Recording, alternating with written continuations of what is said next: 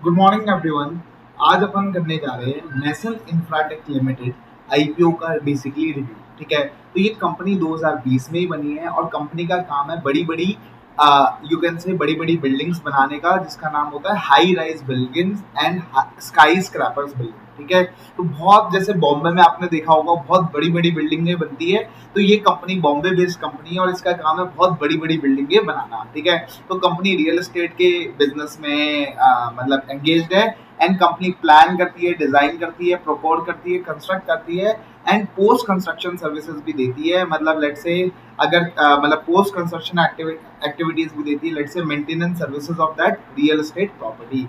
तो कंपनी के पास ओन्ड प्रॉपर्टी है, कंपनी के पास own property of 2995 square feet, जिसकी कॉस्ट अराउंड 4.79 करोड़ है। तो अगर आप कंपनी की बैलेंस शीट देखोगे तो कंपनी की बैलेंस शीट में इन्वेस्टमेंट इन प्रॉपर्टी आ रही है अराउंड 3.5 करोड़ की, राइट, अराउंड 3.94 करोड़ की। तो बेसिकली कंपनी ने मोटा मोटी इन्वेस्ट कर रखा है अपना पैसा in its own investment property, जो कि अराउंड 2995 स्क्वायर फीट है और जिसकी कॉस्ट अराउंड 4.79 करोड़ है। तो कंपनी का काम है बड़ी बड़ी high rise skyscrapers building बनाना। कंपनी के प्रमोटर्स है असित खट्टर दत्तानी, इनका बेटा है स्मिथ खट्टर दट्टानी एंड आशुतोष जुट्टानी। ठीक है, तो बेसिकली असित जी की एज है 53 years, he is the managing director और इनकी सैलरी अराउंड 60 लाख है। इनके जो बेटे हैं उनकी एज है 29 ईयर्स, उनकी सैलरी भी अराउंड 60 लाख है। एंड आशुतोष जी जो है वो एग्जीक्यूटिव डायरेक्टर है, इनकी एज 51 ईयर्स है, इनकी सैलरी 80 लाख है। तो अगर आप देखो तो टोटल प्रमोटर ग्रुप के अंदर जो सैलरी जा रही है that is around 2 crore, 60 plus 80 plus 60 that comes to 2 crore. अभी अपन प्रॉफिट एंड लॉस को समझना चाहते हैं तो कंपनी की दिसंबर 31 2023 तक जो सेल्स है वो 56 करोड़ के अराउंड है, जिसमें से कॉस्ट ऑफ मटेरियल कंज्यूम, मतलब जो direct cost of material consume हुआ है, मतलब लेट से ब्रिक्स और भी जो कंक्रीट मिक्सचर होता है, वो सारा जो कॉस्ट ऑफ मटेरियल है दैट इज 20 करोड़। और जो लेबर की कॉस्ट है, कंपनी के पास around 161 you can say employ कम लेबर है, तो साइड वर्कर्स है, जो कि 21 करोड़ की कॉस्ट है उनकी। ठीक है, तो 21 करोड़ की इनकी कॉस्ट है, 2 करोड़ की आपको पता है प्रमोटर्स की कॉस्ट है, तो 21 करोड़ का आपका एम्प्लॉय बेनिफिट एक्सपेंडिचर है। आपका ग्रॉस मार्जिन निकल के आता है 26% after deducting cost of material consumed and employ benefit, जो कि होता है 14.90 करोड़। कंपनी का डेप्रिसिएशन एंड अमोर्टाइजेशन है अराउंड 1.60 करोड़, जो कि बेसिकली प्राइमरली कंपनी के पास प्लांट एंड मशीनरी है, जो कि कंस्ट्रक्शन साइट्स में यूज होती है, प्लांट एंड मशीनरी और थोड़ा बहुत व्हीकल्स है। तो कंपनी का डेप्रिसिएशन एंड अमोर्टाइजेशन है। कंपनी के अदर एक्सपेंसेस है, इस साल में other expenses was 11% of revenue. Last year में ये अदर एक्सपेंसेस का quantum was a bit less. इस साल इसलिए ज्यादा है क्योंकि लिफ्ट कंस्ट्रक्शन को कंपनी ने बेसिकली आउटसोर्स किया है, उसके लिए जो खर्चा हो रहा है वो इस अदर एक्सपेंसेस में जुड़ा हुआ है। अगर अपन देखें तो वो अराउंड 1 करोड़ का खर्चा है, तो मोटा मोटी देखें तो वो that should be part of the gross margin. तो अगर अपन देखें तो ग्रॉस मार्जिन फिर आपका थोड़ा सा कम हो जाएगा अगर आप 1 करोड़ की खर्चा ऊपर ले जाते हो, तो राइट, तो वो आपको थोड़ा बहुत देखना पड़ेगा। तो अदर एक्सपेंसेस इस बार ज्यादा है। फाइनेंस कॉस्ट अगर आप देखो तो कंपनी के पास इंटरेस्ट फ्री बोरिंग है 4 करोड़ का, तो कंपनी के पास एक अनसिक्योर्ड लोन है, अनसिक्योर्ड इंटरेस्ट फ्री लोन है 4 करोड़ का, इसलिए कंपनी का जो इंटरेस्ट निकल के आता है 9 महीने का that is only 0.47 crore on a borrowing of 14 crore. तो इसमें से 4 करोड़ तो क्या है, 4 करोड़ तो सीधा सीधा इंटरेस्ट फ्री है, राइट। बाकी पे अराउंड 9 to 10% का बेसिकली उस पर इंटरेस्ट रेट है। तो कंपनी का मोटा मोटी अगर अपन बोले तो 10% का ब्याज दर है, बट 4 करोड़ का इंटरेस्ट फ्री बोरिंग है। अभी शायद हो सकता है ये कंपनी थोड़ा बहुत इंटरेस्ट कैपिटलाइज भी करती हो, बिकॉज ये इन्वेंट्री बना रही है जो कोई सब्सटैंशियल पीरियड ऑफ टाइम लेता है and it is eligible for capitalization, इसलिए आपकी शायद इंटरेस्ट रेट पूरा पूरा 10% भी नहीं बैठ रहा। अगर आप 4 करोड़ की बोरिंग्स पे हटा दो तो 10 करोड़ आता है। 10 करोड़ पे अगर आप मोटा मोटी लेट से 10% लगाते हो तो आपका 1 करोड़ आता है। 1 करोड़ को 9 महीने के लिए करते हो तो आपका कितना आता है, 0.75 करोड़ होना चाहिए था, बट इट्स ओनली 0.47 करोड़। तो हो सकता है कंपनी थोड़ी बहुत फाइनेंस कॉस्ट को कैपिटलाइज भी करती हो, बट हाँ, majority I am saying that 4 crore is interest free, right.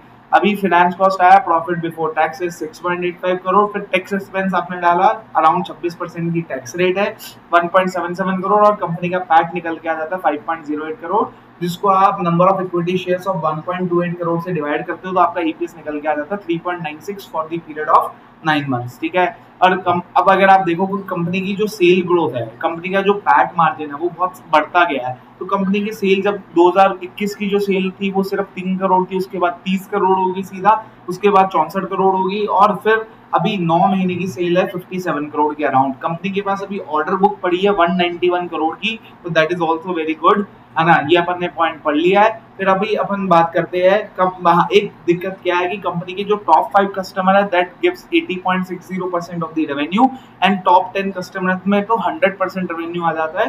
And अगर अपन टॉप 10 सप्लायर्स की बात करें तो 67.20% टॉप 10 सप्लायर्स का बेसिकली यू कैन से प्रोक्योरमेंट है। तो अभी देखो रियल एस्टेट में ऑब्वियसली बात है टॉप 10 कस्टमर्स में आपका मोटा मोटी पूरा रेवेन्यू कवर हो जाएगा, क्योंकि ये बहुत बड़ी बड़ी बिल्डिंग्स बनाती है, ठीक है। अभी बात करते हैं इक्विटी, कंपनी के पास 15 करोड़ की है, बोरिंग्स भी अराउंड 15 करोड़ की है, ट्रेड पेबल भी 15 करोड़ की है, एंड अदर लाइबिलिटीज में अगर अपन बात करें तो ये भी मोटा मोटी 15 करोड़ की है। तो 15 15 15, तो ये अपन देखें तो equity 15, borings 15, trade payable 15, other liabilities 15। Other liabilities में बेसिकली एडवांस मिल रखा है कंपनी को, जो कि अभी एज अ रेवेन्यू रिकॉर्ड नहीं किया है, क्योंकि कंपनी अभी उसे बिल्डिंग को कंस्ट्रक्ट ही कर रही है। तो कंपनी जनरली एडवांस ले लेती है और आगे भी कंपनी को एडवांस देना पड़ता है टू इट्स वेंडर।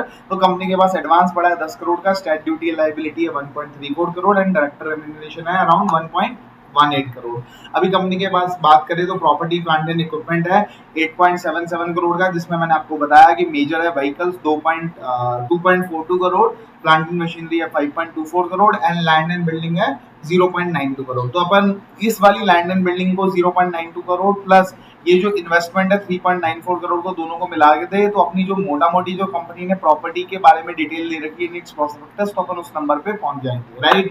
तो property plant and equipment company के पास 8.77 करोड़ का है। इन्वेंट्री की जो डेज है कंपनी के पास 73 डेज की इन्वेंट्री पड़ी है, मतलब कंपनी के पास 15.21 करोड़ की इन्वेंट्री है। ट्रेड रिसीवेबल डेज देखो जनरली कंस्ट्रक्शन इंडस्ट्री में हायर ही रहते हैं, एंड इनके भी हायर ही है, 110 दिन के ट्रेड रिसीवेबल है, 22.79 करोड़ के ट्रेड रिसीवेबल है। कंपनी के पास कैश पड़ा है 1.89 करोड़, इन्वेस्टमेंट्स पड़ी है प्रॉपर्टी में, एडवांसेस दे रखे कंपनी ने वेंडर्स को 4.68 करोड़ के, कंपनी के डिपॉजिट्स है, डिपॉजिट्स दे रखे कंपनी ने 1.14 करोड़, एंड जीएसटी है कंपनी, जीएसटी रिसीवेबल है कंपनी के पास 1.61 करोड़। तो 14.89 करोड़ के अदर एसेट्स है।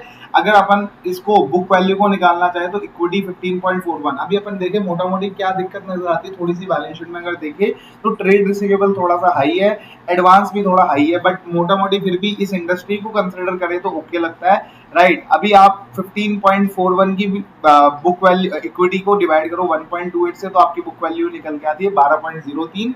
अभी 12.03 की आपकी बुक वैल्यू निकल के आ जाती है। तो फिर आप बेसिकली अब अगर आप देखोगे 1.28 करोड़ शेयर्स है, 12.03 की बुक वैल्यू है, तो आपकी टोटल इक्विटी की वैल्यू 15.41 आ जाती है। कंपनी इशू के थ्रू 47 लाख इशू करने वाली है एट अ प्राइस ऑफ ₹64, जिसके थ्रू पैसे आएंगे 30.46 करोड़। तो टोटल कंपनी का पैसा हो जाएगा 45.87 करोड़। टोटल कंपनी के पास शेयर हो जाएंगे 1.75 करोड़, जिसके बाद में कंपनी की जो एनएवी हो जाएगी वो 26.22 करोड़ हो जाएगी। अभी अभी आफ्टर इशू जो एनएवी है दैट इज विल बी 26.22। अगर आप 26.22 को कंपेयर करो इशू प्राइस के साथ तो आपका जो पीवी रेशियो निकल के आता है दैट विल बी 2.44। तो आपका जो price to book value ratio निकल के आ रहा है दैट इज 2.44। अगर आप प्री आईपीओ वैल्यू कंपेयर करो तो प्री आईपीओ वैल्यू जो आ रही है आपकी 12.03, इसको अगर आप 64 से कंपेयर करो तो आपका पीवी रेशियो निकल के आता है 5.32।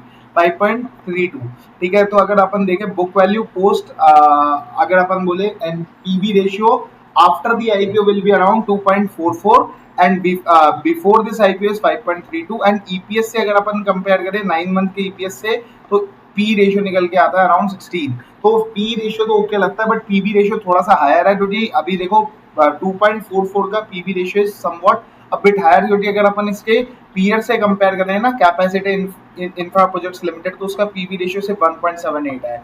अटल रियल टेक का भी पीवी रेशियो से 1.65 है। तो पीवी रेशियो हाई है, पी रेशियो ओके है, तो पीवी पे थोड़ा सा वैल्यूएशन ज्यादा लग रहा है ना।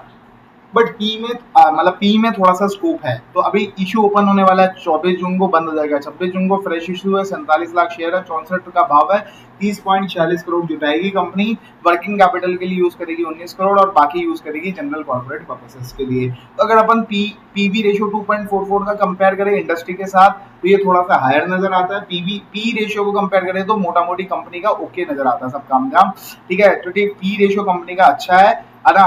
तो अभी आप देख सकते हो कि मोटा मोटी ज्यादा स्कोप तो नहीं है, मतलब ज्यादा लिस्टिंग का स्कोप तो नहीं है, बट इशू ठीक ठाक है। मतलब यू में, मतलब आप देख सकते हो, मतलब यू में कंसल्ट और investment advisor and accordingly make your decision. ठीक है, कोई भी इशू का proceed will not be use for OFS.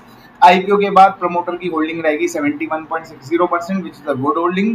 Company के पास कोई भी कन्वर्टेबल सिक्योरिटी नहीं है, लॉकिंग पीरियड है 1 ईयर का है, average cost of promoter is 8 rupee and GMP आज के डेट में चल रहा है 0 रुपए। तो जीएमपी 0 है, बट अगर आप ईपी पी रेशियो देखोगे, पी रेशियो कॉम्पिटिटर से थोड़ा कम पे अपन को इशू कर रहे हैं, बट पीबी रेशियो थोड़ा सा ज्यादा है, पीबी रेशियो थोड़ा सा ज्यादा है। तो that is about this issue. Let me know your thoughts on the comment section and let me know whether you like this video or not, and do subscribe to my channel. Thank you and have a good day.